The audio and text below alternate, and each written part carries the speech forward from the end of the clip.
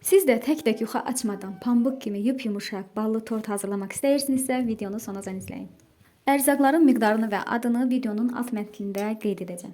Keçək hazırlanmasına. İlk öncə qazana 4 qaşıq bal əlavə edirik. Üzərinə 1 çay qaşığı yarım soda əlavə edib ocağın üzərinə qoyuruq. Soda ilə bal əriyib köpükləndikdən sonra ocağın üzərindən alırıq və üzərinə əridilmiş kərə yağı əlavə edirik. Və təkrar ocağın üzərinə alırıq, rəngi tündləşib karamel rəngi olana qədər bişiririk. Ayrı bir qabda isə yumurta ilə şəkər tozunu ağarana qədər çırpırıq. Sonra isə bal və soda qarışımını həmin kütləyə əlavə edirik. Üzərinə də un əlavə edərək asta-asta qarışdırırıq ki, köpük yatmasın.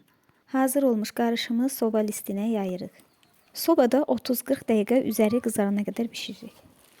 Bişdikdən sonra kənarlarını kəsib üzəri üçün ovuntu halına gətirirəm. Mən krem olaraq zavarna krem istifadə etdim. Evdə hazırlanan sadə kremdir. Mən korju 2-yə bölərək istifadə etdim. Əgər siz istəsəniz onu ortadan da bölərək nazik lay olaraq istifadə edə bilərsiniz. Kremi hazırlamaq üçün ilk öncə yağı mikserlə yaxşıca çalıram və üzərinə evdə hazırladığım zavarna kremi əlavə edirəm. Kremin yaxşı dəyməsi üçün, yəni çürüməməsi üçün hər iki ərzaq otaq temperaturunda, yəni eyni temperaturda olmalıdır. Krem hazır olduqdan sonra korjların arasına yayaraq bu formada tortumuzu yığırıq. Olduqca dadlı və yumuşaq bir tort alındı. Hazırlayacaq olanlara indidən nuş olsun. Növbəti postlarda görüşənədək. Hələlik.